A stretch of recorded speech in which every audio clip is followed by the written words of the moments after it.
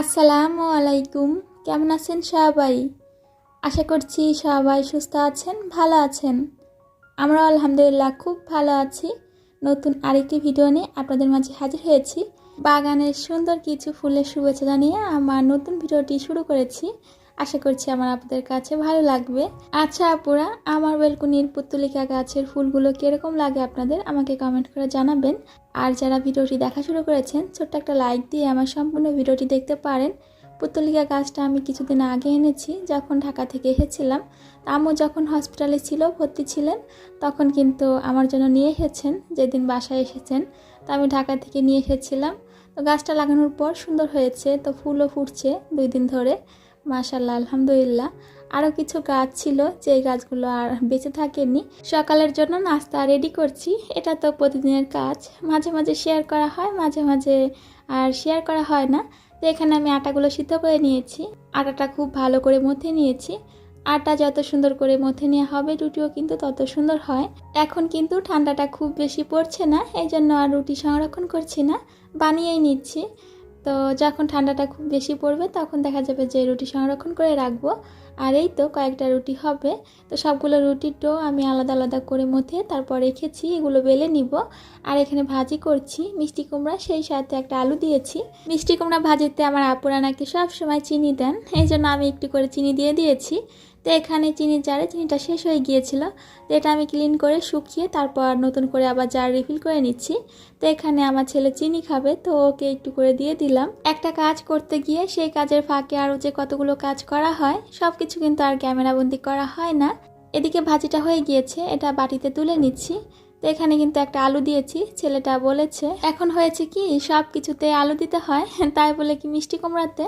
তো সে বারবার করে বলছিল, আর সে মিষ্টি কুমড়া ভাজিটা পছন্দও করে না। এরই মাঝে আমি সবগুলো রুটি বেলে নিয়েছি, এখন ছেঁকে নিব। রুটি বেলে হাতের অবস্থা হয়েছে আমার এই রকম। হাতটা কিন্তু আমি এখনও ক্লিন করিনি, কারণ এখনও একটা রুটি বেলা বাকি আছে। এই তো আমি যে কয়টা বেলে নিয়েছি এখন সেই কয়টা রুটি ছেঁকে নিচ্ছি। অন্য দিনের তুলনায় আজকে রুটিগুলো একটু ছোট করেই বেলেছি। তো এই যে একটা ছোট একটা বড় এরকম করেই বেলে নিয়েছি। খুব বেশি তাড়াহুড়া করে রুটিগুলো বেলে নিয়েছি। ছেলে এদিক দিয়ে অস্থির হয়ে যাচ্ছে, তার কিন্তু খুব ক্ষুধা লেগেছে। দেখা যায় কি খুব ভোরে সে ঘুম থেকে উঠে মামামকে ডাকাডাকি শুরু করে দেয়। সে আমার আগেই ঘুম থেকে উঠে, সে রাতে একটু তাড়াতাড়ি ঘুমায়, এই জন্য হয়তো। বাচ্চা মানুষ তো, এখন তো ভোর রাতে ঠান্ডা পড়ছে, তো আমি চাচ্ছি সে আর একটু করে ঘুমিয়ে থাক। সেটা হচ্ছে না, কয়েকদিন ধরে চেষ্টা করছি। এদিকে আমি সবগুলো রুটি ছেঁকে নিয়েছি। আগে ছেলেকে নাস্তাটা দিয়ে দিব, তারপর চুলাটা ক্লিন করতে হবে, তাওয়া ক্লিন করতে হবে। তাছাড়া আরও অনেকগুলো কড়াই হাঁড়ি পাতিল এগুলো জমে আছে, সেগুলো ধুতে হবে। তো এখানে ছেলেকে ডাকছিলাম যে আসো এবার, সে বেলকুনিতে না হয় কোথাও একটা আছে। তো সে বলছিল আমি যেন তাকে ভাজি থেকে আলুগুলো আলাদা করে তারপর দেই। এত বেশি হাসছিলাম কথাটা শুনে, এটা কি কোনোভাবে সম্ভব? যতটা পেরেছি আমি আলাদা করে দিয়েছি, আর সে প্রতিদিন একটা রুটি খায়। তো এখানে তাকে একটা রুটি দিয়ে দিয়েছি। আব্বা জানা আমার আজ একা একা নাস্তা করবে, তো সে নাস্তা করুক, এরই মাঝে আমি রান্নাঘরটা ক্লিন করে নিয়েছি। সেই সাথে দুপুরের জন্য রান্না করব সেগুলো গুছিয়ে নিয়েছি। তো আজকে খুব তাড়াতাড়ি অল্প স্বল্প রান্না করব। তো এখানে আমি অনেকগুলো পেঁয়াজ ভেজে নিচ্ছি। দুপুরে তাড়াতাড়ি রান্না শেষ করার সহজ সমাধান আমি এটাই পেলাম, খিচুড়ি রান্না করলে আমার তাড়াতাড়ি হয়ে যাবে। তো এখানে আমি পেঁয়াজগুলো ভেজে নিচ্ছি, সেই সাথে আমি এখানে কিছু মশলা দিব। তো গরম মশলা দিব, তো সেগুলো আমি বের করে নিচ্ছি। তো এখানে দিয়ে দিয়েছি তেজপাতা, এলাচ এবং দিব দারচিনি। এখন আমি পরিমাণে একটু বেশি মশলা দিয়ে দিচ্ছি, কারণ পরবর্তীতে খিচুড়ির জন্য আলাদা করে মশলা ভেজে রান্না করব না। তো এখানে আমি পেঁয়াজগুলো ভেজে নিয়েছি, এরপর এখানে দিয়ে দিচ্ছি আদা বাটা, দিব রসুন বাটা, তারপর দিব জিরা বাটা। দেখা যাবে কি যে মাংসটা হয়ে গেলে তো সেই মাংসের ভিতর আমি চালগুলো দিয়ে ভেজে তারপর খিচুড়িটা রান্না করব। যেহেতু সহজ সমাধান খুঁজে বের করছি, তো সহজভাবে কীভাবে রান্না করা যায় সেটাই চেষ্টা করছি। তো এখানে মশলাটা একটু ভেজে নিয়েছি, এরপর দিয়ে দিয়েছি শুকনো মরিচের গুঁড়া। তো ঝাল একটু বেশি হবে, এই জন্য পরিমাণে একটু বেশিই দিয়ে দিয়েছি। আর দিব হলুদ গুঁড়া। এখানে তো মশলা কষিয়ে নিচ্ছি, কড়াইয়ে মাংসটা কষিয়ে তারপর কুকারে সিদ্ধ হওয়ার জন্য দিব পরবর্তীতে। তো এখানে দিয়ে দিয়েছি হলুদ গুঁড়া এবং পরিমাণ মতন লবণ। মশলাটা খুব ভালো করে কষিয়ে মাংসগুলো দিয়ে কষিয়ে নিব। তো যেহেতু খিচুড়ি রান্না করছি অল্প পরিমাণে মাংস দিয়েছি। নীলুফাজ কিচেন অ্যান্ড ব্লগ আইডি থেকে আমার প্রিয় আপু অনেক সুন্দর করে একটা কমেন্ট করেছিলেন। তো গত ভিডিওতে কিন্তু আপু অনেক সুন্দর করে কমেন্ট করেছেন। আমার প্রিয় আপুর এখন সুন্দর একটা কমেন্ট পড়ে নেই।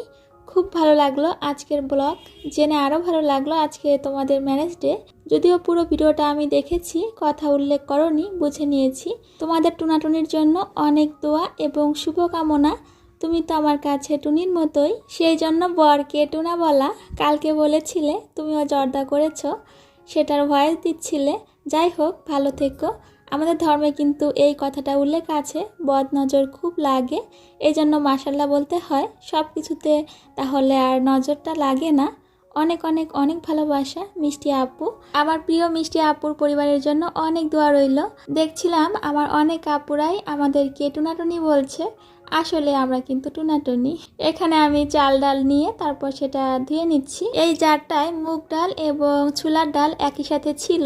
মাঝে মাঝে হয় কি জারের প্রয়োজন হয়, জার খালি থাকে না, এভাবেই রেখে দিই। চাল ডাল যে নিয়েছি, তো সেই ডালগুলো কিন্তু আমি চালের ভিতর দিয়ে দিয়েছি। এরই মাঝে খালি জারটা মুছে নতুন করে ছোলার ডাল রিফিল করে নিয়েছি। আর এদিকে চাল ডাল ধোয়া পানিটা রেখে দিয়েছি, এটা গাছে দিয়ে দিব। ডালের ভিতর কিছু লবঙ্গ দেওয়া ছিল, সেগুলো কিন্তু আছে চাল ডালের ভিতর, দেখতে পাচ্ছিলেন হয়তো আপুরা। চালগুলো খুব ভালো করে ধুয়ে নিয়েছি। আর এদিকে মাংসটা কষানো হয়ে গিয়েছে, এটা কুকারে সিদ্ধ হওয়ার জন্য দিয়ে দিব। তো কয়েকটা সিটি দিয়ে নিব। তো মাংসটা সিদ্ধ হতে হতে এদিকে রান্নাঘরের যে কাজগুলো আছে সেগুলো করে নিব। গাছে পানি দিয়ে দিব, সেই সাথে কয়েকটা জার রিফিল করতে হবে, সেগুলো করব। তো এরিকা পাম্প এই গাছটাতে অনেকদিন পর একদিন পানি দিলে হয়ে যায়। আজ চাল ডাল ধোয়া পানিটা দিয়ে দিলাম। এরিকা পাম এই গাছটা নারিকেল গাছের মতন দেখা যায়, যারা নারিকেল গাছ চিনেন তারা হয়তো জানবেন।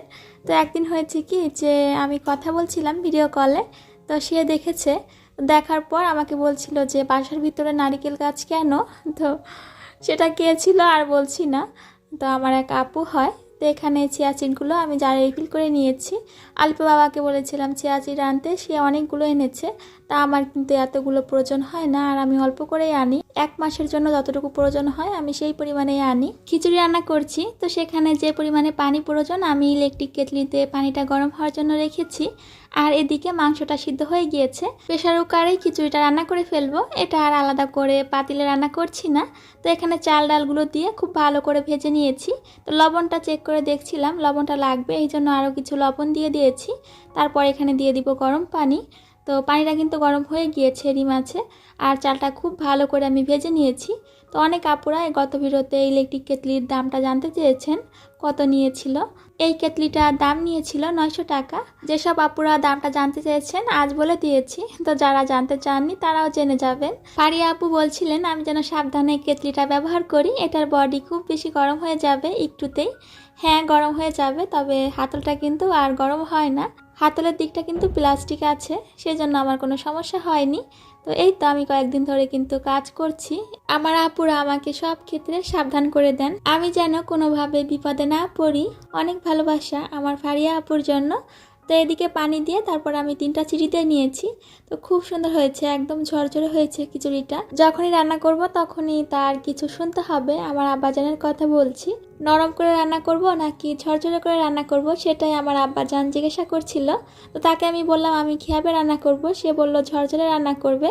সে আবার নরম খিচুড়িটা পছন্দ করে না, আমারও কিন্তু খুব বেশি পছন্দ না লিকুইড খিচুড়িটা, তবে একটু মাখা মাখা হলে ভালো লাগে। তো তার পছন্দ মতো রান্না করে নিয়েছি। সাথে ছিল সালাদ আর লেবু। তো দুপুরে খাওয়া দাওয়ার পর এখানে আমি কিছু মশলা রেডি করে নিচ্ছি। যে মশলাগুলো আছে বাসায় আপাতত সেগুলোই নিচ্ছি। এখানে এলাচ, দারচিনি, গোলমরিচ, সেই সাথে লবঙ্গ, তেজপাতা, এখানে মেথিও নিয়েছি অল্প করে, আর নিয়েছি বাদাম, সেই সাথে কিচমিচ এবং পেঁয়াজ।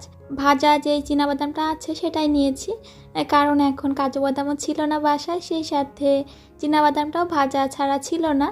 তো এই জন্য মশলাটা একটু কালো কালো হয়েছে। তো এখানে আমি পাটায় সবগুলো মশলা একই সাথে বেটে নিয়েছি। এখানে সয়া সস, টমেটো সস, সেই সাথে দিয়েছি ভিনেগার, হলুদের গুঁড়া, মরিচের গুঁড়া, সরিষার তেল দিয়েছি। তো সবগুলো একসাথে মাখিয়ে তারপর মাংসটা ম্যারিনেট করে রেখে দিব। তো সেদিন কিন্তু আমি বানিয়েছিলাম চিকেন গ্রিল বা চিকেন চাপ, জানি না এটাকে কি বলবো আমি। তো সেটা আলিপুর বাবা দেখেছেন, তো আজ বাসায় এসে বলছিলেন যে চিকেন আছে কিনা বাসায়, আমি এই মাসে মুরগি কিনেছি কিনা। তো বললাম কিনেছি। তো বললো যে তাহলে বানাও, আর যদি না থাকে তাহলে আমি নিয়ে আসি বাজার থেকে। তো বললাম বাসায় যেটা আছে সেটা দিয়েই করে ফেলবো। এরকম বড় সাইজের 2 পিস হলে ভালো হতো, তো সেরকম ছিল না, এই জন্য এখানে আমি 1 পিস নিয়েছি, সেই সাথে লেগ পিস নিয়েছি 2টা। তো এখানে আমি লবণ দিয়ে দিয়েছি, সেই সাথে আরও দিয়েছি একটু ফুড কালার। তো এগুলো দিয়ে ভালো করে ম্যারিনেট করে আমি বিকালে রেখে দিয়েছিলাম। রাতের জন্য আমরা এগুলো রেডি করছি। তো সন্ধ্যার পরে আমি চিকেনটা ভাজার জন্য দিয়ে দিচ্ছি। এখানে আমি তেল দিয়ে দিচ্ছি পরিমাণ মতো। তো চিকেনটা ভাজতে আমি দিয়ে দিব। সেই সাথে আজও কিন্তু লুচি বানাবো।